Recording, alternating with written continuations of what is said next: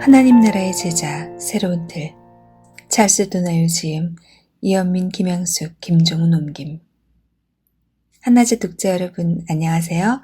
템북지기 김선입니다. 오늘은 2019년 9월 10일 화요일이고요. 한낮에 함께 읽기 13번째 시간이네요. 네. 지난 주말에는 큰 태풍이 지나갔죠? 태풍 링링이라고. 네. 저희 섬 영종국제도시 바로 근처를 지나갔기 때문에 저희 동네에 좀 큰 피해들이 있었어요. 단지마다 나무 10그루 이상씩 쓰러진 거가 이제 크다면 크게 했는데요. 그 쓰러진 나무들을 보면서 지하주차장 때문에 얘네들이 뿌리를 깊이 박지 못했구나. 뿌리를 깊이 박고 튼튼히 서 있던 나무들은 새들도 쉬어가고 곤충들도 쉬어가는데 본인의 뿌리가 깊지 못했던 그런 아이들은 쓰러지고 말았습니다.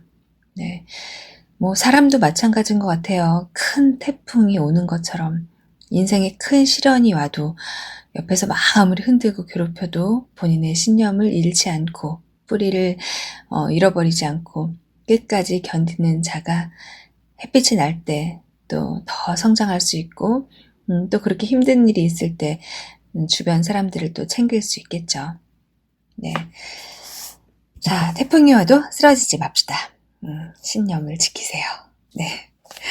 자, 오늘은요, 한낮의 13번째 시간인데, 드디어 4장을 읽을 차례네요. 기대됩니다. 어떤 내용일까요? 오늘도 역시 읽기 전에 제가 너무나 좋아하는 책을 가져왔습니다. 템북지기가 제일 좋아하는 책은 과연 뭘까요? 네. 바로 까만 표지로 되어 있고요. 두께가 이거 몇 cm야? 10cm? 두께가 좋게 10cm는 되어 보이는 아주 무거운 이게 무슨 베개 같기도 하고요. 네, 거기에 가장 강한 동물의 얼굴이 탁하니 그려져 있습니다. 아주 사자, 네, 나니의 연대기죠. 네, 저는 이 나니의 연대기 두꺼운 걸로 이렇게 분책되지 않고 하나로 두껍게 있는 이 책을 제일 좋아합니다. 네, 왠지 묵직한 것이 멋있잖아요. 네. 그 중에서 제가 이것은 도대체 언제 영화로 될 것인가 손꼽아 기다리면서 도대체 내가 죽기 전에 이 멋진 그래픽으로 이것이 영화가 되는 걸 볼 수 있을까 하는 장이 있습니다. 바로 마지막 장, 제7장 마지막 전투편인데요. 읽다 보면 굉장하죠. 도대체 이거는 어떻게 현실 세계에선 불가능한 반드시 CG 처리가 화려하게 돼야만 하는 그런 장면들이 많이 나옵니다. 네. 그 7장의 앞부분을 오늘 읽어드릴게요. 재밌어요. 네, 아시죠? 당나귀랑 원숭이가 나오죠. 이 두꺼운 책으로 몇 페이지냐? 921쪽입니다. 개인적으로 이 출판사를 좋아하진 않지만 이 책은 매우 좋아합니다.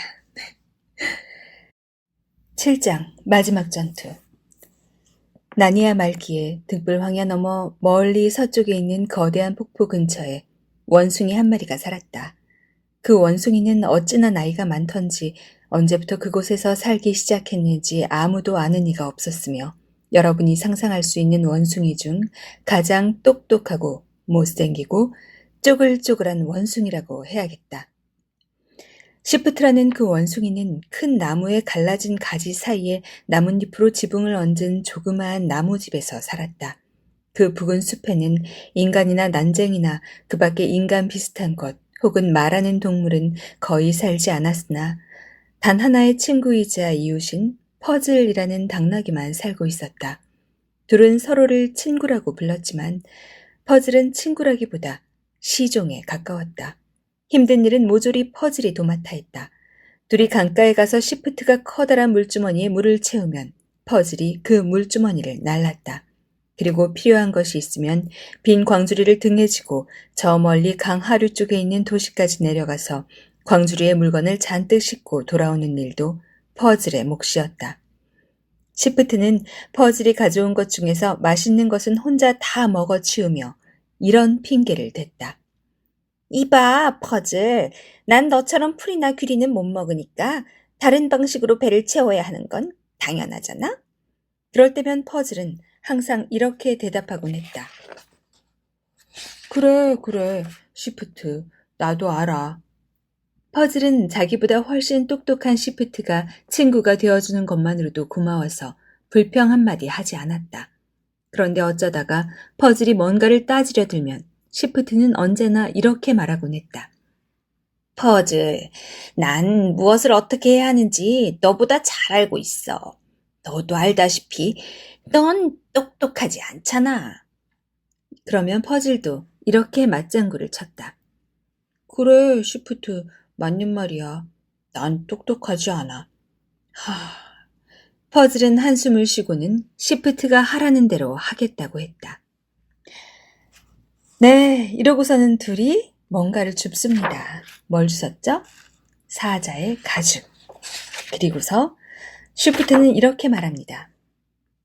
너한테는 뒤에서 충고해 줄 수 있는 내가 있잖아. 네가 내릴 명령은 다 내가 생각해 줄게. 모두가, 심지어는 왕까지도 우리에게 복종하게 될 거야. 우리가 나니아의 모든 걸 바로잡을 수 있어.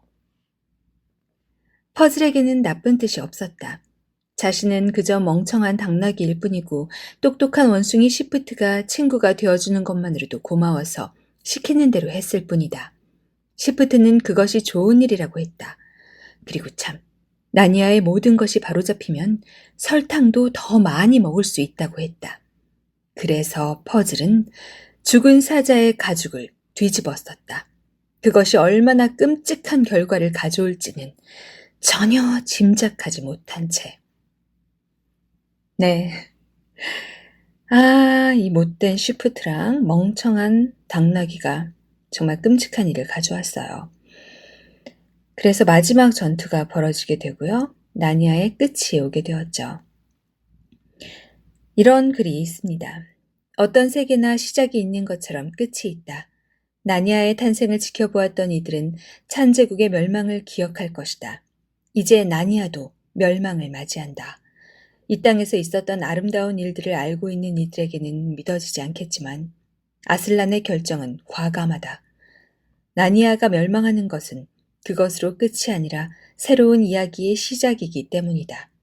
아슬란은 말한다. 축제가 시작된 거야. 꿈은 끝나고 이제는 아침이 된 거다. 그 아침을 맞이하기 위해 나니아의 국민들은 나니아 최대의 전쟁을 시작해야 한다. 네. 네, 마지막 전투. 영화가 되는 그날만을 손꼽아 기다리며 틈틈이 읽고 있겠습니다. 네. 자, 오늘 우리가 읽을 부분은요. 하나제 4장입니다. 페이지는 135페이지. 4장 기독교 세계관. 20세기에 들어오면서 학문을 포함한 삶의 많은 영역 중에서 중요한 역할을 감당하던 그리스도인들의 수가 줄어들거나 아예 모습을 찾아볼 수 없는 현상이 감지되기 시작했다. 평범한 그리스도인들은 생각이 단순한 신자로 머무는 것에 만족했다. 중요한 것은 주 예수 그리스도를 믿으라, 그리하면 구원을 얻으리라는 말이었다. 많은 그리스도인들이 기독교적 삶에 관한 총체적 이야기를 놓치고 있었다. 실제로 삶을 변화시키는 참된 회심은 삶의 근본 문제들을 전혀 다른 방식으로 생각하게 될 때에만 일어난다. 하지만 나는 성도들에게 세계관이라는 개념을 제대로 이해하도록 만드는 일이 얼마나 어려운 일인지를 토로하는 목회자들과 많은 대화를 나누었다. 여론조사와 분석가들이 제시하는 자료는 믿음을 고백하고 그분을 구원자요 주님으로 영접한 많은 그리스도인들과 심지어 복음주의자들조차 그분을 따라 하나님의 생각으로 사고하는 기독교적 지성을 개발하지 못했다는 사실을 보여주고 있다. 수년 전 거의 자기 혼자 독자적으로 생각하는 어떤 사람에 대한 이야기를 들은 적이 있다. 그저 재미로 한 이야기지만 나는 그것이 지금까지 그리스도인들이 보여준 전형적인 모습을 잘 나타낸다는 것을 깨닫게 되었다. 이 사실에 대해서 지나치게 비판적인 입장을 취하고 싶지는 않다. 다만 우리가 생각하는 법을 배우지 않고 우리의 마음과 지성을 지혜에 적용하는 법을 배우지 않고서는 절대로 하나님의 목적하신 바를 효과적으로 섬길 수 없을 것이라는 말을 하려는 것이다. 너무나 많은 사람들이 그리스도인이 되는 것이 무엇을 의미하는지 이해하지 못한 채 그리스도인이 되겠다고 고백한다. 그리스도인은 현재의 구원과 영원한 삶을 약속하신 예수 그리스도를 믿는 자이다. 그러나 그리스도인은 또한 새로운 피조물이자 이전 것은 지나갔으니 보라 새 것이 되었도다 라는 말씀이 이루어진 사람이다. 이제 그리스도인은 더 이상 죄의 완전한 통치 아래에 있지 않다. 그리스도께서 십자가 위에 죽으시고 거듭남과 회심을 통해 성령께서 그리스도의 사역을 우리 삶에 적용함으로써 우리를 죄의 속박으로부터 자유케 하셨다. 그리스도인이 된다는 것은 하나님께서 우리의 판단과 사고의 기준점이 되신다는 것을 의미한다. 우리가 그를 힘입어 살며 기동하며 존재하느니라. 그리스도인으로서 우리는 이 진리를 좀 더 의식적으로 자각할 필요가 있다. 그렇게 하는 한 가지 방법은 사도 바울의 가르침을 따라서 모든 생각을 사로잡아 그리스도께 복종하게 하거나 그분을 따라 하나님의 생각을 생각하는 것이다. 단지 명목상으로만이 아니라 제자의 핵심인 자신의 신앙을 삶으로 실천하는 자로서 그리스도인이 된다는 것은 삶과 실제를 기독교적 관점으로부터 생각하는 것이다. 그리스도인이 되는 과정에서 우리의 삶은 마음을 새롭게 함으로 변화를 받아 라고 말씀하시는 하나님께로 향하게 된다. 그리스도인들은 하나님의 관점에서 생각하는 것에 초점을 두어야 한다. 생각의 변화는 우리 주, 곧 구주 예수 그리스도의 은혜와 그를 아는 지식에서 자라가라는 말씀에서 보는 것처럼 성화를 이루어가는 과정의 한 부분이다. 우리는 성장하면서 모든 만물이 통치하시는 하나님에 대한 증거를 품고 있다는 것을 깨닫는다. 우리는 또한 그 증거가 우리에 관한 것이 아니라 하나님에 관한 것임을 더욱더 깊이 깨닫기 시작한다. 사도 바울은 그가 만물보다 먼저 계시고 만물이 그 안에 함께 섰느니라. 이는 친히 만물의 으뜸이 되려 하심이라고 말한다. 그러므로 우리는 무엇보다도 하나님과 우리에 대한 그분의 계시로부터 시작해야 한다. 현재의 경향과 분석, 개인적인 증언을 관찰하면서 알게 된 슬픈 현실은 사람들이 진심으로 그리스도께 회심할 수는 있지만, 즉 예수가 구주이심을 믿을 수는 있지만 삶을 바라보는 그들의 방식은 성장하지 않는다는 것이다. 달리 말하면 한 사람이 그리스도인이 될 수는 있으나 세계와 인생에 대한 성경적 관점으로 살지 않거나 혹은 그런 것이 있는지조차 알지 못한다. 그리스도의 제자로서 세계관의 개념을 이해해야 하는 한 가지 이유는 우리가 그것을 가지고 있다는 사실을 알아야 그것을 평가하거나 수정할 수 있기 때문이다. 그리스도인들이 세상에서 구별되지 않는 한 가지 이유는 우리의 세계관이 기독교 신앙에 반하여 뿌리 깊게 박혀있는 다른 관점들과 뒤섞여 있기 때문이다. 이러한 사실을 보여주는 하나의 사례가 있다. 우리는 교육에 큰 가치를 부여하는 사회 속에 살고 있다. 그것이 다 잘못되었다고 말할 수는 없지만 교육을 바라보는 우리 관점은 무엇보다도 교육받은 사람이란 대학 졸업장을 가진 사람이라는 생각에 의해 발전되어 왔다. 어떤 의미에서는 졸업장만 가지고 있으면 학위를 어디서 취득했는가는 별로 중요하지 않다. 내가 속한 교단에서는 통상적인 절차에 따라 목사 안수를 받기 위해서 지원자가 갖추어야 할 조건 중에 인가받은 학교 또는 대학교에서 받은 학위나 졸업장이 있다. 나는 성경적인 세계관을 기반으로 가르치지 않는 완전히 세속적인 대학교에서 학위를 받았다. 비록 일반 은총에 의해 두 교육기관에서 받은 교육을 통해 유익을 얻었지만 추정컨대 내가 세속적인 대학에서 경험했던 교육 철학과 신학교에서 접한 교육 철학은 서로 정반대였을 것이다. 나는 복음 사역을 위해 교단으로부터 공인을 받고 안수를 받을 수 있는 자격을 갖추었다. 이것은 교육이 무엇인지 또는 교육받은 사람이 어떤 사람인지에 관한 관점을 형성하는데 우리가 얼마나 쉽게 세상으로부터 영향을 받는지를 보여준다. 이 모든 것은 우리가 세계관을 둘러싼 싸움의 한가운데에 있으며 이 싸움은 과거 어느 때보다도 현재 더 치열하다는 사실을 말하기 위함이다. 예수 그리스도의 제자는 이 전쟁을 의식하지 않거나 관심을 두지 않을 수 없다. 우리는 이 전투를 위해 훈련되고 준비되어야 한다.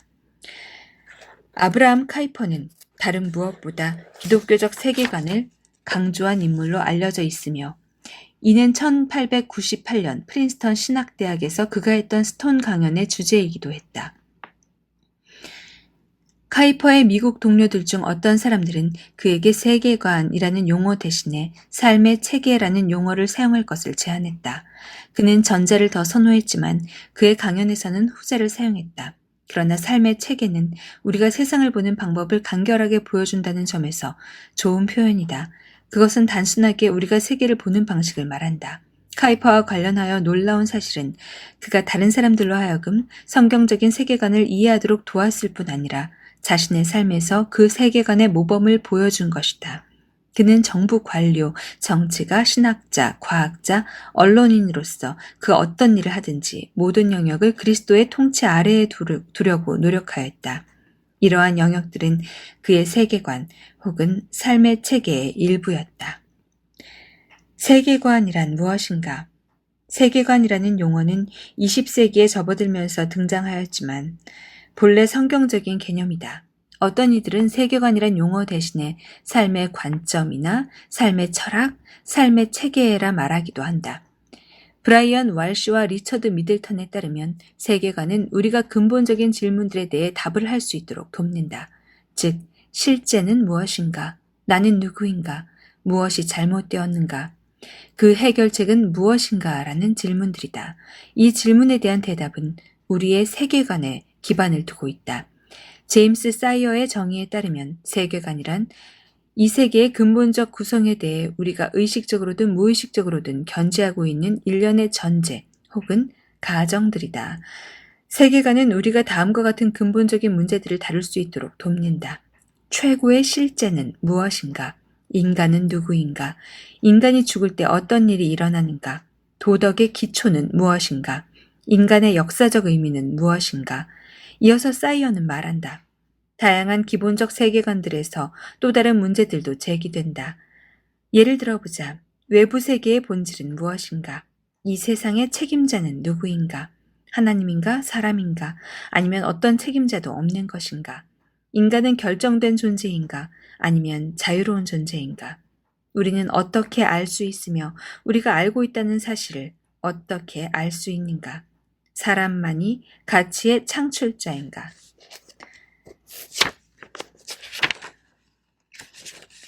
오직 그리스도인들만이 세계관을 가지고 있는 것은 아니다. 의식적이든 아니든 간에 모든 인간은 세계관을 가지고 있다. 어떤 사람들이 이야기했던 것처럼 세계관을 갖는 것은 인간이 되는 것의 한 부분이다. 그것은 하나님께서 우리에게 생각하고 살아가도록 미리 정해두신 방식의 한 부분이다. 우리의 세계관은 우리의 마음과 심령 속에서 사물들이 다 함께 조화를 이루어 맞아 들어가게 하는 준거이다. 나는 틀 혹은 준거의 틀이라는 용어를 선호한다. 알버트 월터스는 세계관을 간단히 한 사람이 사물들에 대해서 가지는 근본적 신념의 포괄적인 틀이라 정의한다. 대부분의 사람들이 세계와 실제를 바라보고 이해하는 인식의 격자, 세계관을 가지고 있다는 사실을 저절로 알고 있지는 않지만 어쨌든 모든 사람은 세계관을 가지고 있다. 물론 어떤 사람은 다른 사람들에 비해 이 사실을 더 잘 자각하고 있다. 네. 그러나 모든 사람들이 세계관을 가지고 있다는 사실을 우리가 이해하게 되면 우리는 한 사람의 세계관을 더 잘 알 수 있고 위기가 닥쳤을 때 그 사람에게 어떤 틀을 제공해 줄 수 있다. 우리의 목적을 위해 우리가 사물을 보고 이해하는 방식을 결정하며 우리 삶에 영향을 주는 것을 세계관이라고 지칭하자. 세계관은 우리가 가진 개념적 틀로서 우리는 그것을 통해 생각하고 일하고 살아간다. 그것은 겉으로 드러나지 않지만 우리가 쓴 안경처럼 우리가 보는 사물과 그것을 보는 방식을 결정한다. 우리의 세계관은 실제에 대한 우리의 관점을 통제하는 지휘본부와 같은 역할을 한다. 어떤 면에서 세계관은 지문과 같다. 각 사람은 서로 비슷하지만 자신만의 독특한 지문을 가지고 있다. 세계관도 이와 같다. 세계관은 서로 유사한 점이 있지만 자신만의 고유한 틀을 가지고 있고 그것에 따라 행동한다. 세상을 보는 방식은 색을 더하는 특정 필터를 가지고 있기 때문에 우리는 완전히 객관적으로 세상을 볼 수 없다. A라는 사람은 B라는 사람과는 다르게 사물을 보게 된다. 한 사람은 옳고 다른 한 사람은 틀릴 수 있다. 아니면 둘 다 부분적으로 옳을 수 있지만 절대 서로 똑같지는 않다. 이는 우리가 왜 서로를 필요로 하는지에 대한 또 다른 이해가 된다. 우리가 사물을 바라보고 해석하는 방식은 세계관에 의해 결정된다. 네, 오늘은 여기까지 읽도록 하겠습니다. 네, 우리가 어디에 있든 그곳에서 우리는 마지막 전투를 치르고 있는 겁니다. 어떤 세계관을 가지고 마지막 전투를 치러야 할까요? 준비합시다. 승리하세요.